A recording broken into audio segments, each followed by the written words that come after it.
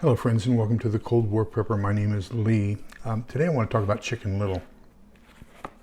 There's an awful lot of talk going around about all the different things that are causing all kinds of stress, and I think it's getting to the point where it's stressing a lot of people out. We're having emotional breakdowns. We're having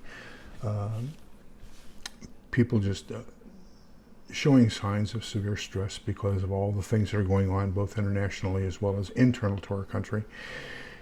So there's just some thoughts on some ideas on how we can handle all this stress. Now, number one, on my channel, I try not to focus on the whys as much as on the how to overcome them. So here are some thoughts. Number one, take a break. Get off YouTube. Get off Facebook, get off Twitter. I was just recently put back on Twitter, and I found myself almost addicted to it within half an hour, and I said, you know what, it's not worth it. So I limit myself. In the morning for 15 minutes, I go on, I check the tweets, I respond if necessary, and then I get off. And, why? Why expose yourself to more stress? Turn off the TV. Don't watch the news. It's not going to change your life that much. Most of this does not directly affect you, except in the fact that you know what could happen, and so let's prepare for it. Devote your time to taking care of the situation and preparing for the future rather than worrying too much about what is right now, when 99% of it doesn't directly affect you. So just take a break. Relax. Do something that's a little bit more productive than listening to all the naysayers and everything else. So along with that, number two, just avoid the negative people. Avoid negativity. We're in this together, so we can come out the other side together, and what we need to do is be supportive and help each other. Such, and his channel is, I keep forgetting the name of, the Sensible Prepper. But Such always ends all of his broadcasts with a Deuteronomy quotation, which is, be strong and of good courage.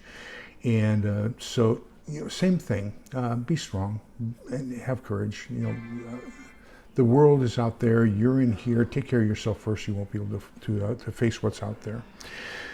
Avoid alcohol and don't use drugs. That can make the situation worse. Worry about your physical body a little bit, and go out there and exercise. Get rid of things. So a lot of stress can be reduced if you run a little bit, if you do some physical exercises and everything else, and get into a routine.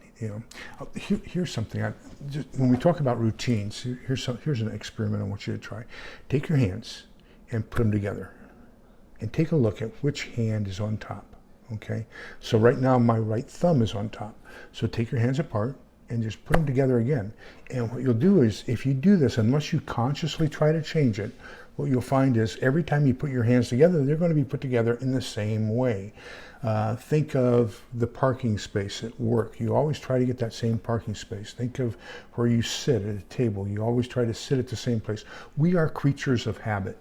And so one of the things that we can do is find some assuredness in developing habits and then following those habits. And when those habits get kind of kiltered is when we experience a little bit of stress. And so our sanity, our habits of the society in which we live and the societal norms have been broken by a lot of things, by Europe, by the leak of the Supreme Court, by animosity among groups, by illegals crossing the border. A lot of things have got us really stressed up, and that's a change to our habits. So what we need to do is develop new habits to overcome those. Develop a hobby, find a hobby, get something you can immerse yourself into. So one of the great things about Helen and I is she has the front yard and I have the backyard. So she takes care of all the beautiful roses and flowers and everything in the front yard. I take care of all the vegetables and the grass in the backyard. So we can go out and we can have our little peaceful area of our quiet, probably about a half hour to 45 minutes every morning when we start our day. So one of the other things that helps an awful lot, and this is going to be a combination of two different things. So number one is developing a habit, and number two is having some sort of meditation or prayer or something that gets you to focus inward and on developing yourself and on strengthening yourself, strengthening your emotions, strengthening your mental capabilities, strengthening your spiritual capabilities. And so I do that every morning, starting off with prayer. I would recommend that to you, but I know that there are those of you who are secular, more secular than religious. So, find something that you can use as a focal point to gain strength and to give yourself an impetus for the day. So I have this, I created a prayer book of collected prayers that I like. And so I'm going to share one with you. Now remember, this guy, the person who wrote it, his name is Reinhold Niebuhr. And so he has survived World War II. His country has been totally devastated.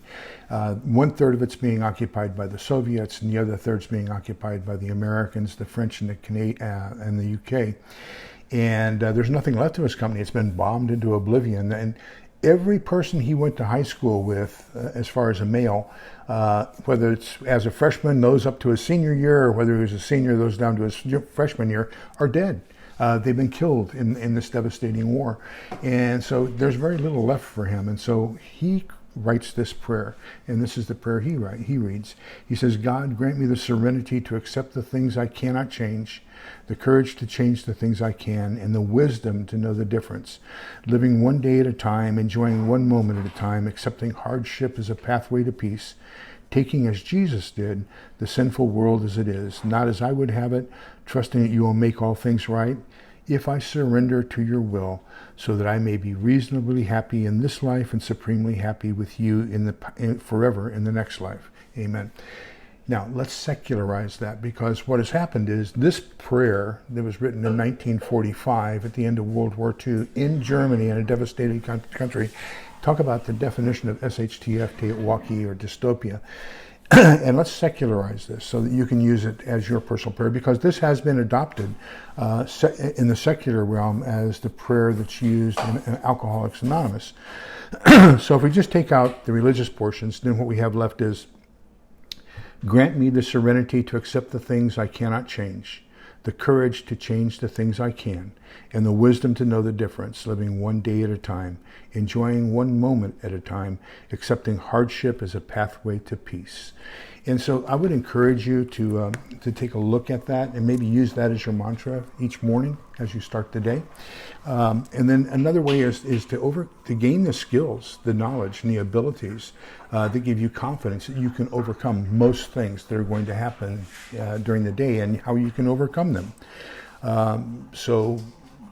If you are developing those skills, and if you're practicing them and honing them for what might happen, then you have confidence, and that confidence can give you some reassurance that you can face many disasters and overcome them and survive with peace.